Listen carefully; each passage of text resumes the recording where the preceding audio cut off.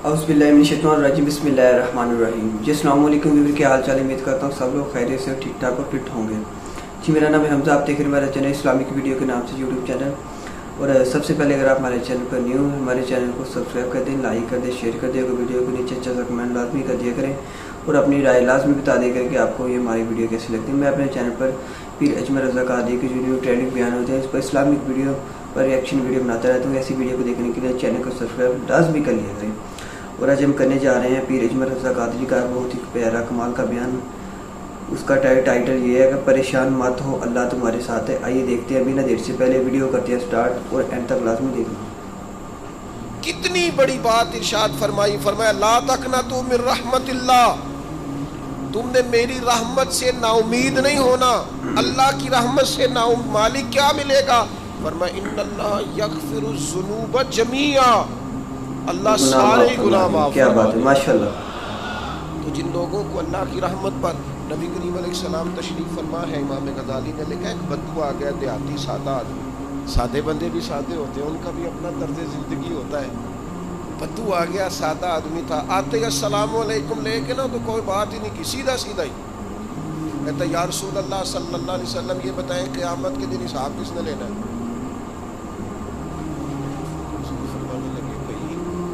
बड़ी साफ सी और मुख्तसर सी और सादा सी बात है, हिसाब अल्लाह पाक ने लेना, बेशक। अब उसने जो लफ्ज़ कहे, अल्लाह के हबीब की आंखों में आंसू आ गए। कहने लगे अगर अल्लाह ने हिसाब लेना है फिर इंशाल्लाह करम ही हो। क्या बात है, बेशक बेशक। हुजूर फरमाने लगे तुम्हें ये उम्मीद किस तरह है? तो अर्ज़ करने लगे या रसूल अल्लाह, करीम जब गालिब आता है तो माफ़ ही करो। जब करीम का गलबा होता है ना, करीम बंदा जब किसी पे कब्जा कर ले तो फिर माफ़ करता है। तो अल्लाह तो सबसे बड़ा मेहरबान है। वो बात की और अगला जुमला ही कोई नहीं कहा, वो चले गए। तो हुजूर अलैहिस्सलाम ने अब इस बात पर रिजल्ट दिया, फरमाने लगे करीम महबूब बंदा सादा था, बात बहुत बड़ी करेंगे। क्या बड़ी बात कर गया सादा आदमी। मेरे अजीज, अल्लाह की रहमत पर जिन लोगों को उम्मीद हो उन्हें मौत से डर नहीं लगता, बेशक। और फिर जिनको महबूब की मुलाकात का शौक हो, हमने जान दे दी वादाए दीदार पर। हमसे वादा किया गया था कि तुम मरोगे ना तो तुम्हें दीदार मिलेगा। क्या बात है। तो हमने जान ही दे दी वादाए दीदार, जान ही दे दी दीदार पर। क्या बात है। और फिर फरमाते हैं नकद अपना दाम हो ही जाएगा। फरमाते हैं हमने जान दी है इस वादे पर कि वो मिलेगा, तो उम्मीद है कि ये सौदा उधार ले। जैसे ही कब्र में जाएंगे सामने हुजूर की ज़ियारत। क्या बात है, बेशक, सुभान अल्लाह। इसलिए लहद में भी इश्क रुखे शाह का ताग लेके चले, अंधेरी रात सुनी थी सो चराग लेके चले। ये हदीस आपने भूलनी नहीं, ये तन्हाइयों में याद रखने की रवायत है, ये तन्हाइयों में पढ़ने की रवायत है। ये अपने ज़ौक़ को ताज़ा, जो लोग कहते हैं ना वजद सुरूर कैफ में जाना चाहता हूँ, वो मिशकात शरीफ की इस हदीस को देखे। अल्लाह के हबीब अलैहिस्सलाम ने फरमाया लोगों में तुम्हें बताऊँ, क़यामत के दिन अल्लाह ताला बंदों से पहला सवाल क्या फरमाएंगे और बंदे उसका जवाब क्या देंगे? या रसूल अल्लाह करम फरमाइए, बताइए। तो करीम फरमाने लगे अल्लाह ताला क़यामत के दिन बंदों से सबसे पहला सवाल, अगरचे बाज़ और हदीस में और सवालात भी आए हैं क़यामत में जो सबसे पहले हों, लेकिन इस हदीस में ये वाला सवाल हुजूर ने बयान फरमाया। हुजूर फरमाने लगे अल्लाह क़यामत के दिन अपने बंदों से सबसे पहला सवाल ये फरमाएगा, क्या तुम मेरी मुलाकात को पसंद करते थे? बेशक। ओए होए अल्लाह अकबर, क्या बात है। मिलने को जी चाहता था, कभी ऐ हकीकत मुंतज़िर नज़र आ न लिबास मजाज। इकबाल कहते हैं तेरे करम इतने हैं दिल करता है तुझे देखें, कभी कभी ऐ हकीकत मुंतज़र नज़र आ न लिबास मजाज में। लाखों सजदे तड़प रहे हैं मेरी जबीने नियाज में, तुम्हारा दिल करता था मुझसे मिलने को। हुजूर फरमाते बंदे अर्ज़ करेंगे मालिक बड़ा दिल करता था। फिर अल्लाह फरमाएंगे ये गुफ्तगू की मानवियत तो देखो यार, इसका हुस्न तो देखो। अल्लाह फिर पूछेंगे क्यों दिल करता था? दिल करता था तो क्यों करता था? عرض کریں گے مالک اس لیے کہ ہمیں امید تھی کہ تو معاف بھی کر دے گا، رحمت بھی فرمائے گا. کیا بات ہے، بے شک. اس معافی کی امید پر دل کرتا تھا تو ملے. حضور فرماتے ہیں پھر رب فرمائے گا مجھ پر واجب ہے، میں نے اپنے کرم سے واجب کر لیا ہے کہ آج تمہیں جنت عطا. کیا بات ہے، بے شک بے شک. یہ جو ملاقات ہے نا، ملاقات کہ وہ ملیں گے، ان سے ملاقات ہو. عمر بیت گئی نا نام جپتے، عمر بیت گئی نا تذکرہ کرتے. ہم سے بھی لوگ پوچھتے ہیں کیا کمائی کی، کیا زندگی میں حاصل کیا، تو ہم کہتے ہیں شرق سے غرب تک، ملک کے ایک کونے سے لے کر دوسرے کونے تک مدینے والے کی بات کی، حضور کا ذکر کیا. نبی پاک میں اپنی حیاتی تو قربان تھی، وہاں ساری محمد محمد پگیدے گزر گئی ساری. یہ اعزاز ہے، یہ کرم ہے. اب کیا ہوتا ہے، گناہگار لوگ اتنا بڑا دعویٰ تو نہیں کر سکتے، لیکن دل تو چاہتا ہے کہ چلو جس کا نام لیا ہے اس کی کبھی زیارت ہو، کبھی ملاقات بھی ہو، کبھی نظر کرم بھی ہو. کسی نے اپنے محبوب سے کہا تھا کہ ذرا ایک نظر مجھ پہ بھی کیجیے، تو قریب بیٹھے ایک شخص نے کہا یار تو نے بڑا دعویٰ کیا ہے، جو محبوب ہوتے ہیں ان کو تکلیف نہیں دیتے، تو کہتا ہے پورا چہرہ ہی تیری طرف پھیرے. پھر اس نے اس درویش سے پوچھا کہ میں بھلا میں کیا کروں، میرا دل تو میرا بھی کرتا ہے. چلو یہ تو آپ کی بات ٹھیک ہے کہ اب میں محبوب سے کہوں کہ اتنی تکلیف کرے کہ میری طرف پورا رخ پھیرے، ٹھیک نہیں. تو پھر بتائیں میں کیا کروں. تو اس نے کہا ان راہوں میں کھڑا ہو جا جن راہوں کی طرف وہ کریم دیکھتا ہے. چلو اسی با کردار کو دیکھتے دیکھتے بیچ میں تیرے اوپر بھی نظر، مجھ پہ محشر میں نصیر ان کی نظر پڑ ہی گئی. مجھ پہ محشر میں نصیر ان کی نظر، اوئے ہوئے اللہ کرے آپ کو بھی وہ لطف آئے جو مجھے آ رہا. کہتے مجھ پہ محشر میں نصیر ان کی نظر. یہ انتہائی عاجزی ہے کہنے والے کی. اس نے بالکل اپنے آپ کو ختم کر کے کہا کہ میں قابل تو نہیں تھا، اور میں پھر تکلیف دیتا کہ میری طرف دیکھیں، اسپیشل میرے لیے وقت نکالیں. پر کرم یہ ہوا کہ مجھ پہ محشر میں نصیر ان کی نظر پڑ ہی گئی. کہنے والے اسے کہتے ہیں خدا کا کرنا، کہنے والے اسے کہتے ہیں خدا کا کرنا. اللہ نے کیا کہ نظر مجھ پر پڑ ہی گئی، اور جب پھر پڑ گئی تو تیری ایک نظر کا کمال ہے اور میری زندگی کا سوال ہے. بس جب پڑ گئی تو سو پھر پڑ گئی.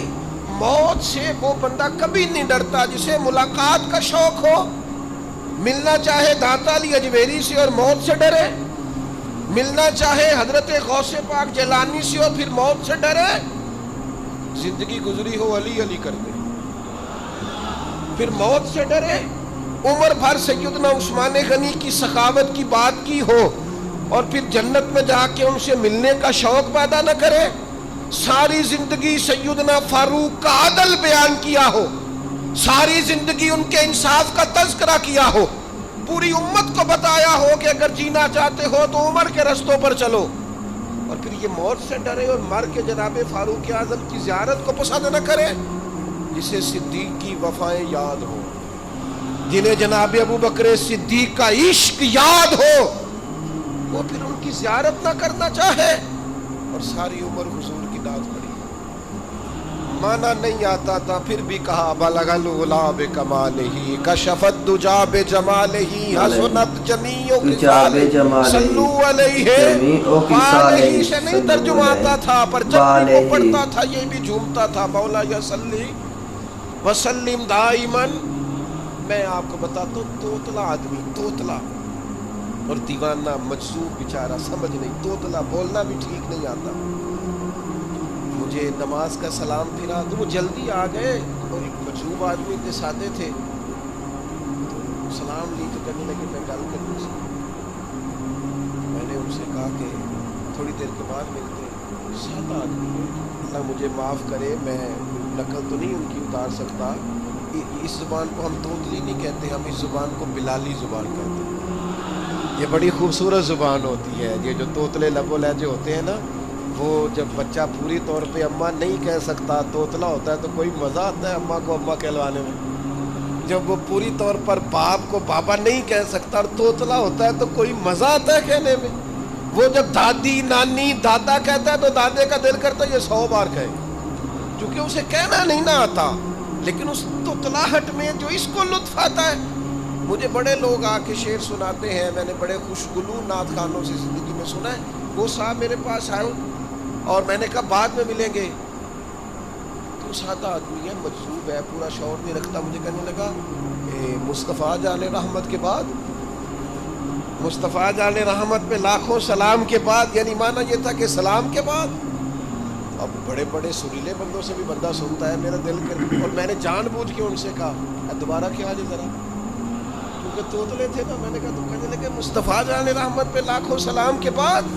او میرے عزیز یاد رکھو، ساری زندگی حضور کی نعتیں پڑھی، نبی پاک کے تذکرے سنے، اب موت سے ڈر جائیں؟ حالانکہ موت تو ایک پل ہے، پل سے گزریں گے تو سامنے اللہ کا دیدار بھی ہوگا، مدینے والے کی زیارت بھی نصیب ہوگی۔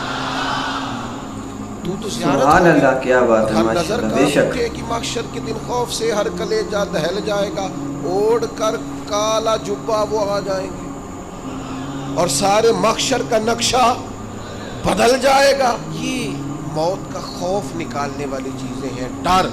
اچھا مجھے ایک بات بتائیں، یہ میں امید کی بات کرنے لگا ہوں، چلیں اب یہ بات تو مشکل ہے پر کرنی پڑے گی، مجبوری ہے۔ کبھی کبھی ابا جی سے مار بھی پڑ جاتی ہے بندے کو، 2-4 لگ بھی جاتی ہے، اس وقت نا جو سب سے بڑا سہارا کسی کو نصیب ہوتا ہے وہ یہ ہوتا ہے کہ اللہ کرے اماں گھر میں موجود ہے۔ اور میں نے دیہاتوں میں کئی مائیں ایسی دیکھی ہیں جو بیٹے کے حصوں کی مار کھاتی ہیں، ابا نے ڈنڈا لے لیا ہے بیٹے کی غلطی پہ، اب اماں بیچاری سامنے ہو گئی ہے، 2-4 اس نے بھی کھا لی۔ یہ بات آپ سمجھیں، موت کا خوف نکالنے کے مفہوم میں بات کر رہا ہوں۔ اماں موجود ہو نا گھر میں تو ابا سختی بھی کرنے لگے تو کسی وقت احساس ہوتا ہے کہ جناب یہ سختی نہیں ہوگی کیونکہ میری اماں، اور اماں پوری وکیل بن جاتی ہے، کبھی تو نہیں پتا ہو گئی غلطی، وہ فلانے دے منڈے نے خراب کیا، حالانکہ ہو سکتا ہے اس نے اس کو بھی خراب کیا ہو، لیکن وہ اماں وکیل ہے، وہ وکالت کر رہی ہے اور وہ بے لوز کر رہی ہے، ہوتا ہے ایسے۔ اس بات کو سمجھ لیں اچھے طور پر، موت کا خوف نہیں، ڈر نہیں، اس لیے کہ گھر میں ماں موجود ہو تو باپ کا ڈر نہیں ہوتا، تو قبر حشر میں تو رسول کریم موجود ہے، وہاں تو نبی کریم موجود، کیا بات ہے، وہاں تو اللہ کریم اپنی رحمت فرمائے گا بندوں۔ سبحان اللہ، سبحان اللہ۔ اس لیے خوف نہیں، پینک نہیں، اپنی غلطیوں کا احساس ضرور کریں، اپنے اعمال پر توجہ ضرور دیں، لیکن موت کے خوف تلے دبتے نہ جائیں، انشاءاللہ صبح قیامت کرم ہوگا۔ میرے نبی پاک علیہ الصلوۃ والسلام نے تو فرمایا ہے بس ہم نے ایمان کامل لے کے جانا ہے دنیا میں۔ حضور نے فرمایا ہے جس طرح 14ویں رات کا چاند چمکتا ہے اس طرح میرے غلاموں کے چہرے چمکیں گے قیامت میں۔ اللہ کے رسول صلی اللہ علیہ وسلم فرماتے ہیں جسم کے جن جن حصوں پر وضو کا پانی لگتا رہا وہ قیامت میں چمکیں گے، دور سے لوگ ان کا نور دیکھیں گے، پتہ چلے گا وہ محمد عربی کے غلام ہیں۔ یہ کرم ہوگا صبح قیامت، یہ عطائیں ہوں، اس لیے موت سے ڈرتا سبحان اللہ، سبحان اللہ، کیا بات، رضی اللہ تعالیٰ عنہ۔ آخری وقت ہے، نزع کا عالم تھا، یہ گفتگو دیکھیں غلاموں کی، آپ کی اہلیہ نے بڑی کہنے لگی ہائے ہائے افسوس، حضرت بلال فرمانے لگے کیا ہوا؟ کہنے لگی افسوس ہے کہ آپ دنیا سے جا رہے ہیں، تو حضرت بلال نے مضمون ہی بدل دیا، سوچ کا زاویہ ہی بدل دیا، فرمانے لگے یہ افسوس کا مقام نہیں، یہ تو خوشی کا مقام ہے، اس لیے کہ میری آج آنکھیں بند ہوں گی، قبر میں کھلیں گی، مدینے والے محبوب سے بھی ملوں گا، حضور کے غلاموں سے بھی ملوں گا صلی اللہ تعالی علیہ وسلم۔ تو موت تو مقام مسرت ہے، کیا بات ہے، اور اگر مل جائے زندگی میں، ایک بدو ایمان لے آئے، ابن ماجہ میں موجود ہے، حضرت ابو ہریرہ رضی اللہ تعالیٰ عنہ حدیث کے راوی ہیں، فرماتے ہیں کہ بدو ایمان لائے اور انہوں نے حضور علیہ السلام کے ساتھ ہجرت بھی کی، ابن ماجہ میں موجود ہے۔ نبی پاک علیہ السلام نے نا انہیں ایک صحابی کے ساتھ کر دیا، اب ان کے کام کاج میں مصروف ہو گئے ان کے ساتھ، تو حضور علیہ السلام نے نا ایک جگہ سے مال غنیمت آیا تو طریقہ مبارکہ یہ تھا کہ مال غنیمت میں سب کو حصہ دیا جاتا تھا. اگرچہ وہ جہاد پہ نہیں گئے لیکن حضور نے انہیں بھی حصہ دیا تو کچھ صحابی تو رو پڑے. عرض کرنے لگی حضور میں اس کے لیے تو ایمان نہیں لایا. حضور نے فرمایا پھر بتائیے اگرچہ حضور جانتے ہیں کس لیے لائے تھے. اس کی حضور میں تو اس لیے ایمان لایا تھا کہ میں رب کی راہ میں لڑوں گا اور میں اپنی جان پیش کروں گا. میں شہادت کے لیے ایمان لایا, مجھے یہ مال دولت نہیں چاہیے. تھوڑی ہی دیر گزری کہ ایک اور مارکے کا اعلان ہو گیا, جنگ کا اعلان ہو گیا. حضور نے فرمایا چلو. وہ گئے اور چند ہی لمحے گزرے کہ وہ میدان میں اترے اور پھر شہید ہو گئے. صحابہ کرام ان کی مقدس لاش مبارک کو اٹھا کے محبوب کے قدموں میں لائے تو نبی کریم نے کیا خوبصورت بات ارشاد فرمائی. حضور فرمانے لگے دیکھو اس نے اللہ کی تصدیق کی ہے تو رب نے بھی اس کی تصدیق فرما دی. اور پھر یہ دو جملے محبوب کہتے کہتے اٹھے. کیا بات ہے, کیا بات ہے. جبہ مبارک اتارا اور اتار کے فرمایا اس بندے کو نہ اس جبے میں کفن دے, اس میں اسے کفن دو, اس لیے کہ تو شہادت کے لیے ایمان لایا, موت کی آنکھوں میں آنکھیں ڈال کے جیا, اپنی زندگی کمزور نہ گزار. مسلمانوں پہ کافر کا روب طاری ہو گیا ہے.